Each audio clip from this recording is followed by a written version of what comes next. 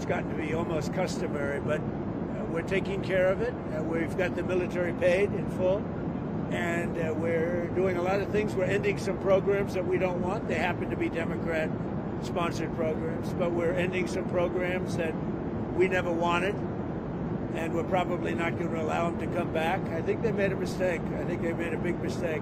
This is really a Schumer shutdown because he's become sort of irrelevant, and he wants to make himself relevant again. And in terms of the politics of this historic peace deal that we're on the way to go sign right now, you would think it's good for everybody, but at a rally this weekend, they were cheering for you and they were booing Netanyahu. What's up with that?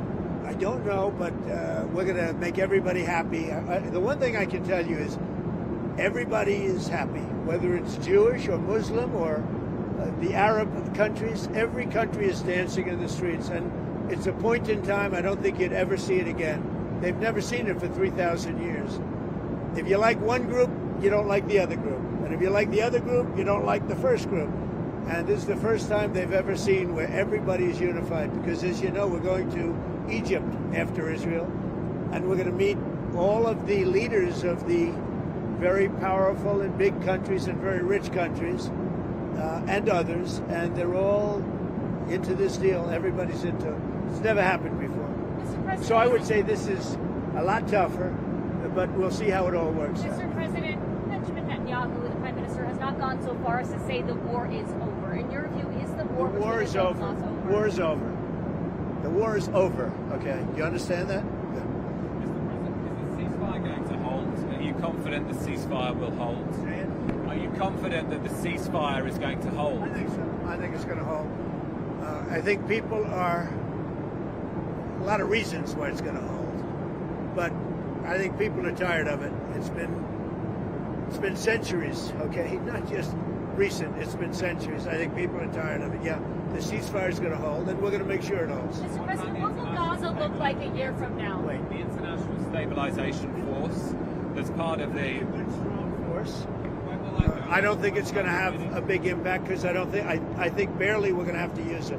I think everybody knows their place. It's going to be great for everybody. It's going to be great for the surrounding countries, Arab, Muslim, all of them. It's going to be great for Israel. Everybody is happy, and I think it's going to stay that way, Peter. And if the ceasefire does hold, how long until we get to the part of the 20-point peace plan where developers can go in and make Gaza the Riviera of the Middle East? Well, I don't know about the Riviera for a while, because you take a look at what you have. You have to get people taken care of first. But it's going to start really essentially immediately. I mean, they're going to have to start by removing a lot of structures that you see that are down to the ground. I mean, it's blasted. This is like a demolition site. Almost the entire site is.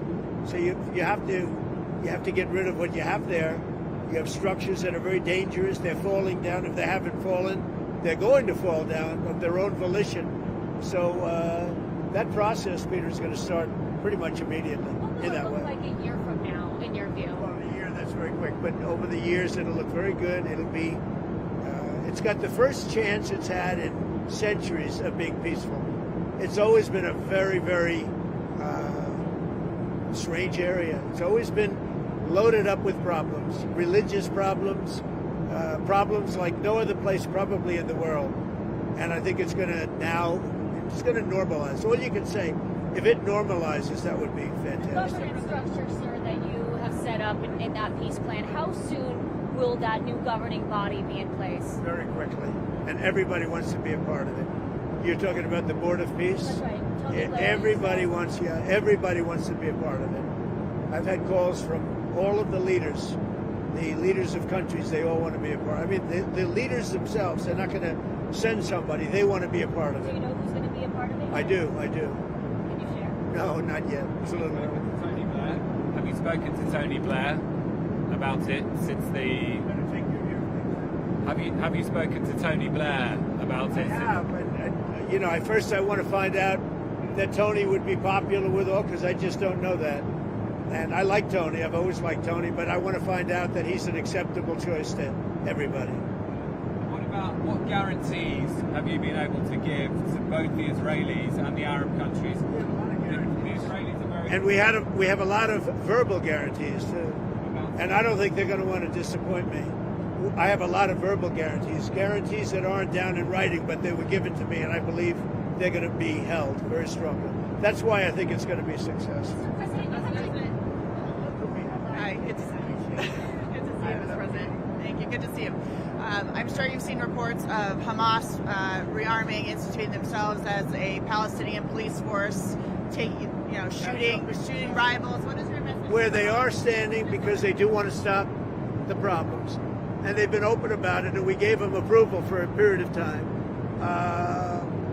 You have to understand, they've lost probably 60,000 people. That's a lot of retribution. They've lost 60,000 people, and the ones that are living right now were, in many cases, very young when this all started. And we are having them watch that there's not going to be big crime or some of the problems that you have when you have areas like this that have been literally demolished. You know, you have 2 million people, and probably it'll be less than that, but you have close to 2 million people going back to buildings that have been demolished. And a lot of bad things can happen. So we want it to be safe. I think it's going to be fine. Mr. President, Who knows for sure, Katie? But I think it's going to be fine. Mr. President? Yes. Hi. What is the latest that you've heard about the hostages, when they will be released? Do you expect to meet with any of them? The hostages might be even a little early, but I don't want to say that. So they have the hostages. I understand all 20, and we may get them out a little bit early. Getting them was amazing, actually, because we were involved, and they were in places that you don't want to know about. Deep. Some of the top Biden administration folks who were there, like Antony Blinken, seem to want some credit for the peace deal. Blinken says it's good that President Trump adopted and built on the plan that the Biden administration developed. What do you think about that? Everybody knows it's a joke. Look, they did such a bad job. This should have never happened. This wouldn't have even happened. That was weak leadership, terrible. And the same thing with Russia, Ukraine. If just a decent president, not a great president like me, not a great president. If a decent president was in, you wouldn't have had the Russia-Ukraine. And this is, I would say, even more so. This was bad policy by Biden and by Obama. Remember when Bibi came and he begged that you not do what they were doing with Iran? You remember that, right? Begged them. And they wouldn't even listen to him. Everything they did was the opposite of what you should have done. And it's nice that they try and take a little credit. That was years ago, and the mistakes were made years ago, and it was both by Biden and Obama. And so what did you do so differently? Because I know a lot of it was behind the scenes. So what did you do so much differently than Joe Biden to end the war? I resonated with the Arab leaders, the Muslim leaders, and the Jewish leaders. For whatever reason, you tell me why. You know, he said that in my first news conference, I answered more questions of him than Biden did in 4 years. And I think that's pretty close to being true. No, there were no Pinocchios in the fact check. That's right. Mr. President, your relationship with Prime Minister Netanyahu has been through some ups and downs. You had to get a little tough on him. Where is that relationship now, and can you tell us about it? Very good. He just put me up for the Nobel Prize. So, you know, I don't know what it means with the Nobel Prize, but he put me up yesterday for the Nobel Prize that I should get it. So, I mean, I think it's very good. Has he made commitments to you personally about moving forward to the next phase of peace? Look, let me tell you, he's a wartime president. He did a very good job.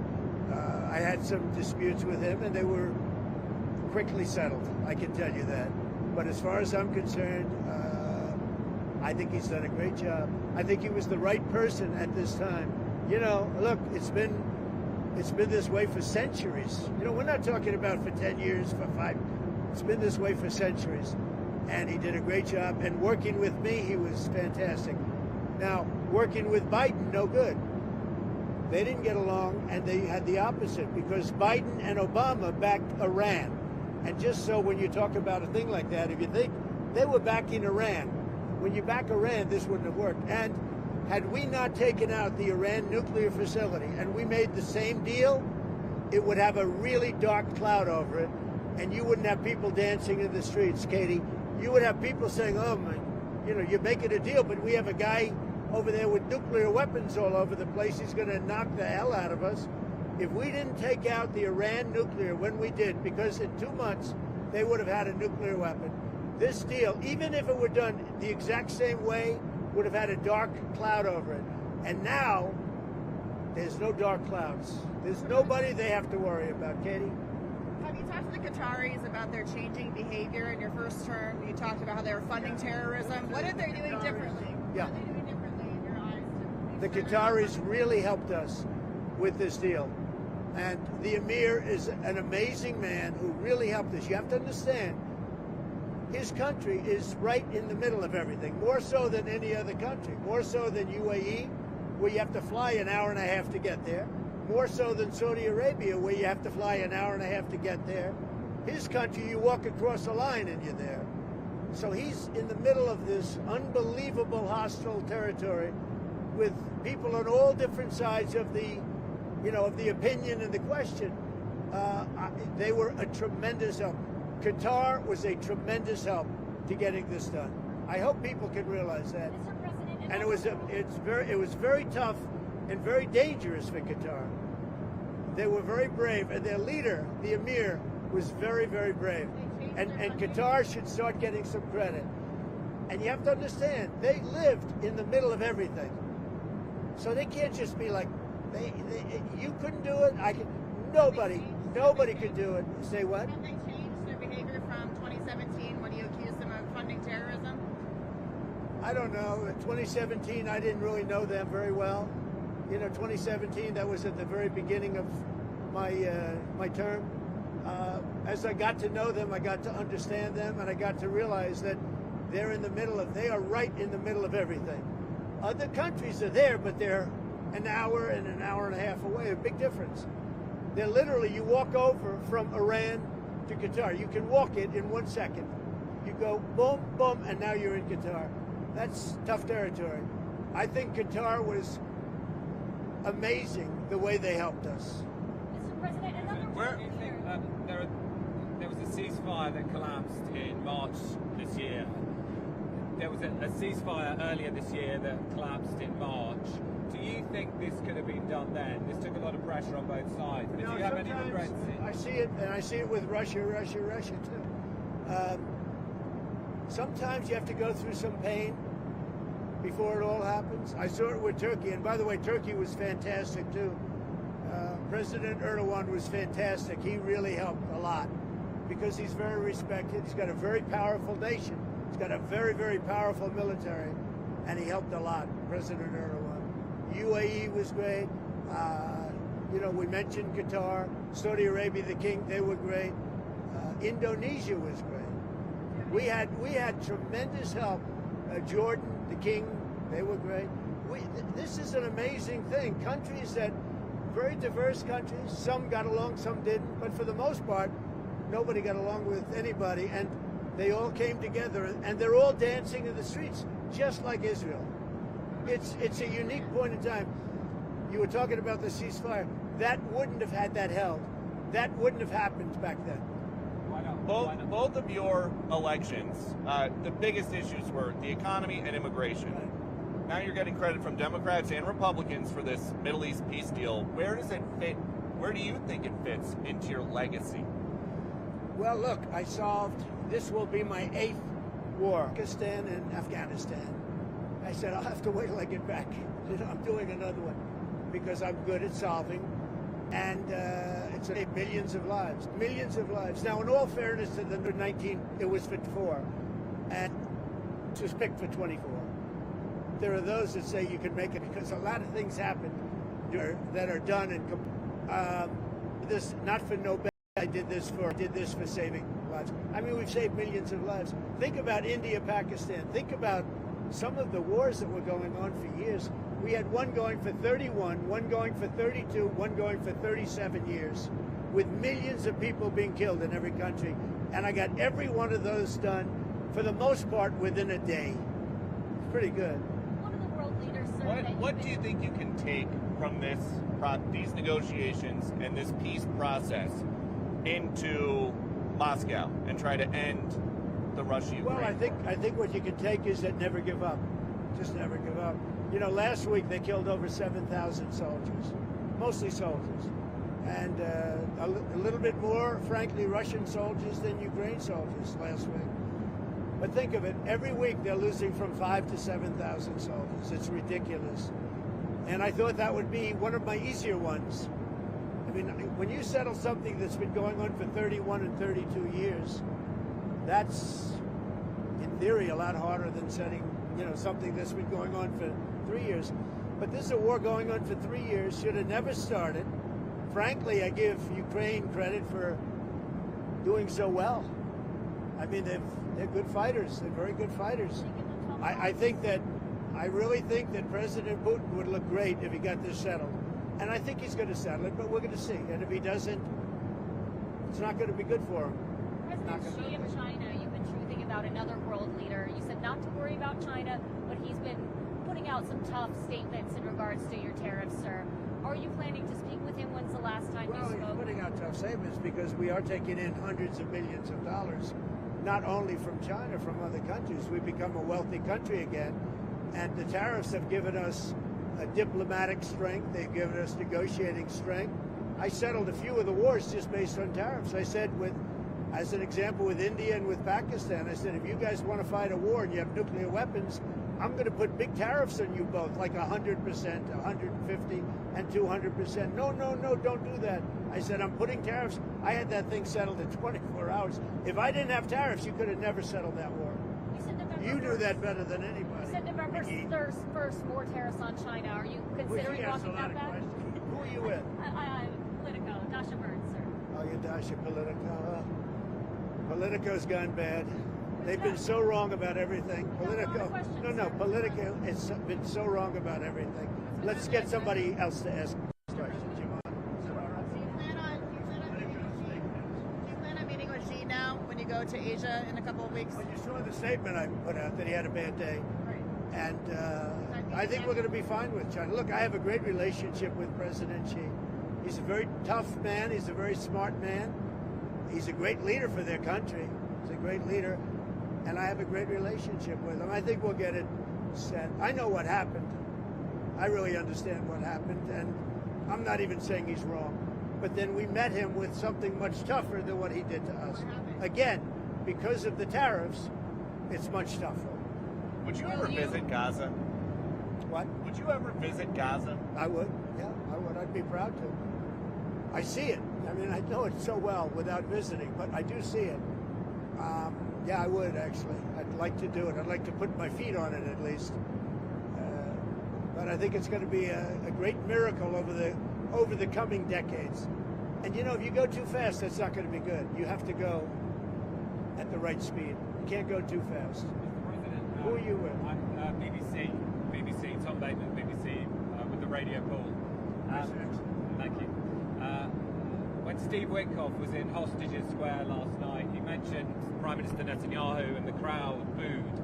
I wondered if you saw that and what you made of that. I also saw the crowd cheer when he mentioned Trump, like really cheer, and it's an honor.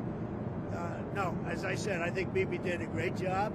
I had some words with him a couple of times where I didn't agree, and he was always he was the right guy at the right time. Are you confident, because many Palestinians will be concerned that after the hostages are handed over, that Israel might restart the war for some reason? Are you? I'm not worried about anything. I think we have a great deal, and it's a great deal for everybody. A great deal is a deal where everybody's happy. In every country, they're dancing in the streets. That's a great deal. It's a unique period in time. Mr. President, November 1st, 100% tariffs on China is what you said. Is that still the plan? Yeah, right now it is. Yeah, let's see what happens. For me, you know what November 1st is? An eternity. November 1st is an eternity for me.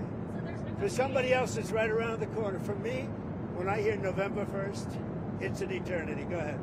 You had talked a couple of weeks ago, you were doing an interview, and you talked about how you hope to end the war in Ukraine because it might help you get into heaven. How does this help? Does this help? I mean, you know, I'm being a little cute. I don't think there's anything going to get me in heaven. Okay, I really don't. I think I'm not maybe heaven bound. I may be in heaven right now as we fly in Air Force One. I'm not sure I'm going to be able to make heaven, but I've made life a lot better for a lot of people. And you know, as an example, had the election of 2020 not been rigged, you would have millions of people living just in Russia, Ukraine alone. That would have never happened, and it didn't happen for 4 years. And I knew Putin very well. It was the apple of his eye. All the things I've said would have never happened. We had an incompetent administration. We had an incompetent president. And because of a crooked election, millions of people are dead. And by the way, the Israeli thing was much harder to get settled because of the past administration. Okay? Rest. Enjoy yourselves. Say hello to your boss. And I'll see you guys, right? Good. Sir, before you go, can you tell us about your conversations with President Zelensky? Did you talk about... We had a very good conversation this morning and yesterday. And he basically would like to... As you know, we are not sending any weapons. We're sending them to NATO, and NATO is paying, which is a big difference between Biden and Trump. Because Biden gave them $350 billion, and we didn't. We gave them nothing, but we gave them respect and some other things, frankly. So we talked about weapons, and the weapons are sent to NATO, and NATO then sends us a check. They pay for them in full, and they would need more weapons, and we're looking into doing that. We hope we're going to be able to provide them. You know, our country needs weapons too. We can't give so many weapons that we don't have weapons. You never know what's going to happen. Who knows what's going to happen? But NATO pays us 100% for the weapons, and then they send them into Ukraine. And we talked about the weapons they need, what kind of weapons. Patriots, very big. They'd like to have Tomahawks. We talked about that. And so we'll see. Well, I don't know. I might have to speak to Russia, to be honest with you, about Tomahawks. Do they want to have Tomahawks going in their direction? I don't think so. I think I might speak to Russia about that, in all fairness. I told that to President Zelensky, because Tomahawks are a new step of aggression. Right? You understand that very well. Are you Okay? saying that you will speak to Putin first about And I Tomahawks? might talk to him. I before? might say, look, if this war's not going to get settled, I'm going to send them Tomahawks. I may say that. The Tomahawk is an incredible weapon, a very offensive weapon. And honestly, Russia does not need that. They don't need that. Yeah, I might tell them that if the war is not settled, that we may very well do it. We may not, but we may do it. I think it's appropriate to bring up. Yeah, I want to see the war settled. Thank you very much. Tell them to be honest and not honest. Wait, sir, talk to Caroline. She'll vouch. Okay. Thank you. Thanks, President. Thank you. My Have a first good time on the day. plane. Thank you. Oh, really? Oh, yeah. Wow.